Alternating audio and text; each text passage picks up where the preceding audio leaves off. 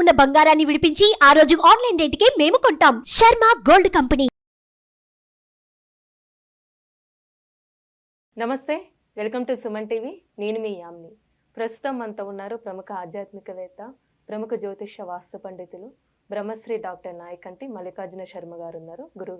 గురుగారితో మనం మాట్లాడదాం. నమస్కారం గురుగారు. నమస్కారం అమ్మా. గురుగారు, ఈ మార్చి నెలలో కన్యా రాశి వారికి ఏ విధంగా ఉంటుందండి అసలు? తప్పకుండా అండి. ఓం శ్రీ గురుభ్యో నమః.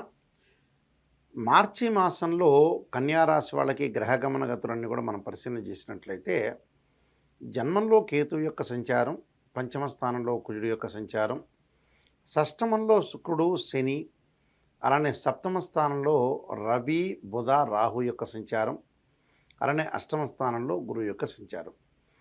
ముఖ్యంగా మనం 6వ స్థానంలో శుక్ర శనుల యొక్క సంచారం. అంటే మామూలు 1, 2, 4, 5, 8, 9, 11 స్థానంలో శుక్రుడు ఉంటే మంచివాడు.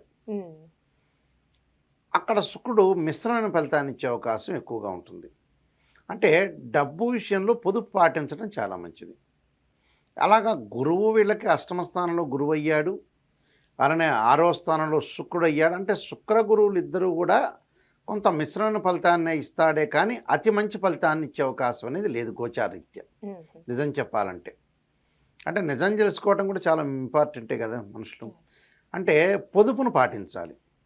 అంటే మనకు వచ్చే ఆదాయం ఏదైతే ఉంటుందో అది 100 రూపాయలు కానీ, 200 కానీ, 500 కానీ, ఆ 500లో ఈ నెలలో నాకు కొంత గ్రహస్థితి అనుకూలంగా లేదు అని తెలిసినప్పుడు మనం పొదుపును పాటిస్తే సేవ్ అయినట్టే. అంటే ఒకళ్ళకి మనం మంచి చేసినట్టే అర్థం. పొగడటం కంటే కూడా నిజాన్ని చెప్పటం వల్లనే వాల్యూ ఎక్కువ. అది ఈరోజు కాదు, రేపు కాదు, ఎల్లుండి కాదు, ఎప్పటికైనా తెలిసే విషయం, రహస్యం అది. అందువల్ల ఇప్పుడు వీళ్ళకి ఆదాయానికి విషయంలో జాగ్రత్త వహించాలి. అంటే వృత్తి ఉద్యోగ వ్యాపార రంగంలో శ్రద్ధతో వహించాలి. తోటి సహచరులతోటి కూడా జాగ్రత్తగా ఉండటం అనేది మంచిది. ఎందుకంటే ఆదాయానికి గండిపడకుండా ప్రయత్నాలు చేసుకోవాలి వీళ్ళు. అంటే ఆదాయం అనేది పెరగటానికి ఆలోచన చేయాలి. ఉన్నదాన్ని అతి ఖర్చు చేసుకోకుండా అవసరం నిమిత్తం కూడా ఖర్చు చేసుకొని ముందుకు వెళ్ళాలి. నిజం చెప్పాలంటే దానికి వాట్ ఈస్ ద రీజన్ అంటే, శుక్రగ్రహము గురువు కొంత అనుకూలంగా లేదు కాబట్టి. ఇలా గురువు గారు నెగిటివ్ చెప్తున్నారు అనుకోకుండా నెగిటివ్లోనే మనం పాజిటివ్ చేసుకోవాలంటే సేవ్ చేసుకోవాలి. 100 రూపాయలు వచ్చింది, ఈ నెల గురువు గారు నాయకంటి గారు చెప్పారు మనం సేవ్ చేసుకోమంటున్నారని, బాగలేదు అంటున్నారు. అప్పుడు బాగలేదన్నప్పుడు ఆ 100 రూపాయలు మనం ఖర్చు తక్కువ పెట్టుకోవాలి. సింపుల్, మనం సేవ్ అయినట్టే. పర్లేదులేండి బాగా ఉందని చెప్తే వాడు డబ్బుతోటి నాశనం చేసుకుంటారు, ఇబ్బంది పడతారు. అందువల్ల ఇబ్బంది మీరు కురుకాకుండా ఈ నెలలో వచ్చేటప్పుడు ప్రత్యేకంగా డబ్బును పొదుపు చేయండి. వచ్చిన దాన్ని చాలా చక్కగా వినియోగించుకోవాలి. అవసరానికి దానికి ఖర్చు పెట్టక తప్పదు. దానితో పాటు కన్యారాశి వాళ్ళకు ముఖ్యంగా వచ్చేటప్పటికి 6వ స్థానంలో శని మంచివాడు. 6వ స్థానంలో శని లాంటి వాడు ధనాదాయం అనేది పెంపొందిస్తాడు. ఇక్కడ శుక్ర గురువులు వచ్చేటప్పుడు ఖర్చు చేస్తాడు అనవసరంగా. ఆదాయాన్ని పెరుగుతూ ఉన్నా, ఇంక్రీజ్ అవుతున్నా, ఒకవైపు డిక్రీజ్ అనేది ఎక్కువ రాకూడదు. నీకు ఆదాయం పెరుగుతుంది వీళ్ళకి శని వల్ల. ఆదాయం పెరిగినా కూడా డిక్రీజ్ అనేది మరింత విపరీతంగా కాకూడదు. ఆదాయం కంటే కూడా వ్యయం అనేది ఎక్కువ కాకూడదు.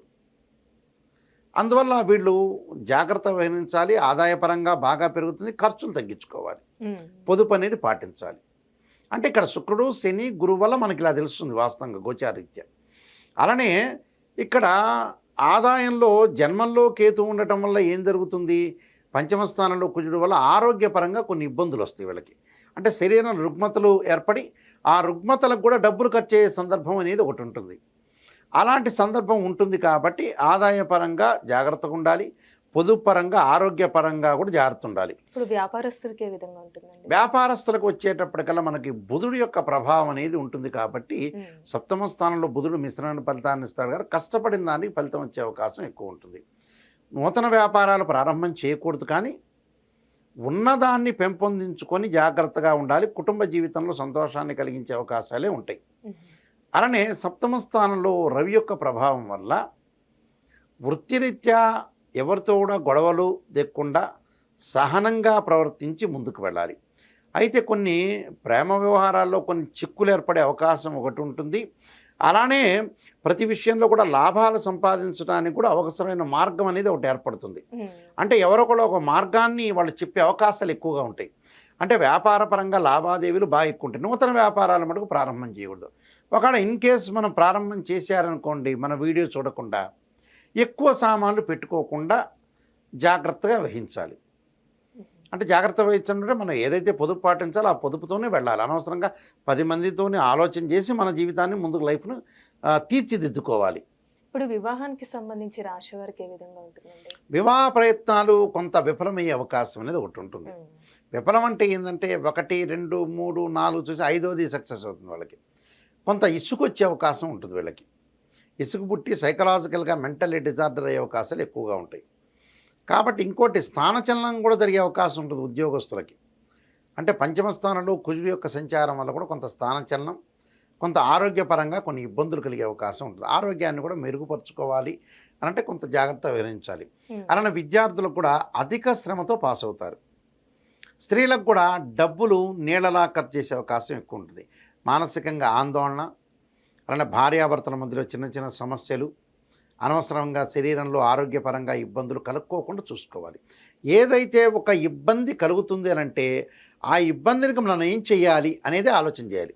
ఎక్కడ ఇబ్బంది కలుగుతుంది? కన్యారాశి వాళ్ళకి ఆరోగ్యపరంగా జాగ్రత్త ఉండాలి, డబ్బును పొదుపును పాటించాలి. ఉద్యోగస్తులు కానీ వ్యాపారులు కానీ పక్కనుండే కొలీగ్స్ తోటి చాలా జాగ్రత్తగా ఆలోచన చేయాలి. ఉద్యోగాన్ని పోగొట్టుకునే ప్రయత్నం అనేది చేసుకోకూడదు. లౌకిక భావంతో వెళ్ళాలి.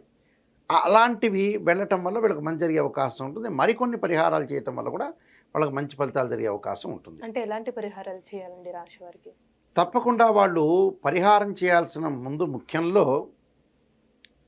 గణపతి యొక్క ఆరాధన చేయాలి. గణపతిని ఆరాధన చేయడంతో పాటు అంటే బుధవారం రోజున కానీ హస్తానక్షత్రం రోజున కానీ గణపతి దేవాలయాన్ని దర్శనం చేయాలి. గణపతికి బెల్లంతో చేసిన నైవేద్యం కానీ బెల్లంతో చేసిన ఏదైతే ప్రసాదాన్ని నివేదించాలి.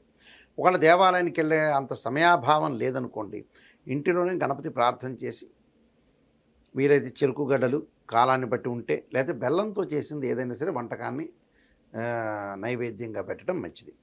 దానితో పాటు వీళ్ళకి ఏ గ్రహాలు బాగలేదు అనేది కూడా ప్రజలకు అవసరం. ఎప్పుడైనా సరే జన్మంలో కేతు మంచివాడు కాదు కాబట్టి శరీరం రుగ్మతలు వస్తాయి. 3, 6, 11 స్థానంలో కుజుడు మంచివాడు కానీ కుజుడు 5వ స్థానంలో ఉండి మంచివాడు కాదు. రియల్ ఎస్టేట్ రంగం, వ్యాపార రంగంలో ఉన్న వాళ్ళకి, కెమికల్ కంపెనీ రంగం వాళ్ళకి వాళ్ళు శ్రద్ధ వహించాలి. ఇళ్ళు కొనుగోలు చేయటంలో కూడా ఆ బిల్డర్స్ తోటి కానీ వీళ్ళకి లోన్ వస్తుందా రాదా అనేది తెలుసుకొని వెళ్ళాలి. వీళ్ళు అనవసరంగా తొందరపడకూడదు. అంటే కుజుడు పెద్దగా అనుకూలంగా లేడు, కేతు అనుకూలంగా లేడు. జాతక శుక్రుడు మిశ్రమైన ఫలితాన్ని ఇస్తున్నాడు. 7వ స్థానం రవి మధ్య రకమైన ఫలితాన్ని ఇస్తాడు. బుధుడు యావరేజ్ ఫలితాన్ని ఇచ్చే అవకాశం ఉంటుంది. కాబట్టి కొద్దిగా రవి, బుధ, కుజుడు, శుక్రగ్రహము, కేతుగ్రహానికి అనుకూలతగా ఉండేటట్టుగా వాళ్ళు నవగ్రహాల యొక్క ప్రదర్శన చేయటం చాలా మంచిది. నవగ్రహాల యొక్క ప్రదర్శన అనేది ప్రతిరోజు కూడా ఈ మార్చి మాసంలో వీలును బట్టి వాళ్ళు సోమవారం కానీ లేదా గురువారం కానీ శనివారం కానీ ప్రాతకాలంలోనే చేయటం మంచిది. ఆ ప్రాతకాలంలో ఏ విధంగా చేయాలి అంటే వాళ్ళు సోమవారం చేయాలి, గురువారం చేయాలి, శనివారం చేయాలి.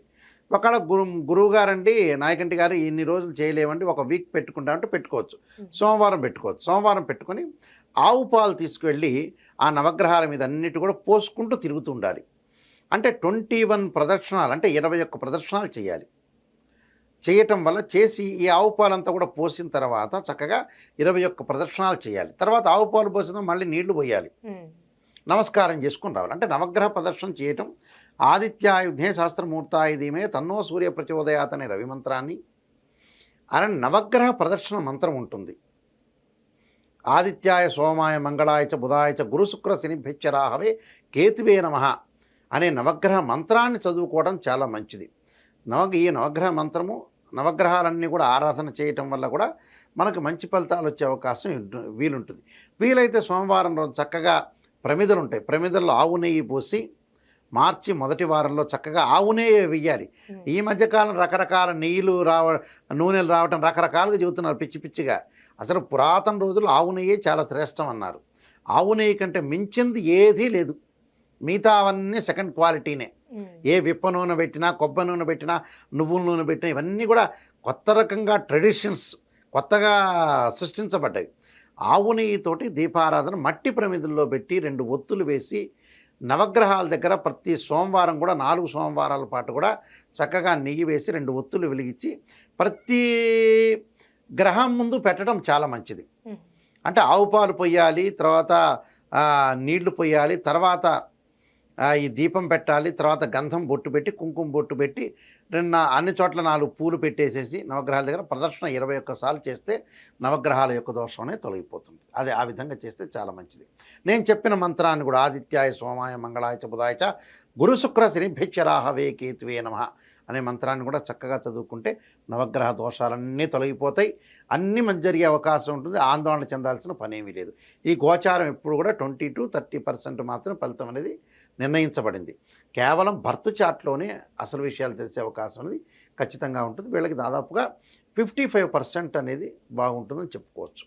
చాలా చక్కగా తెలియజేస్తారండి. ధన్యవాదాలు. నమస్కారం అండి.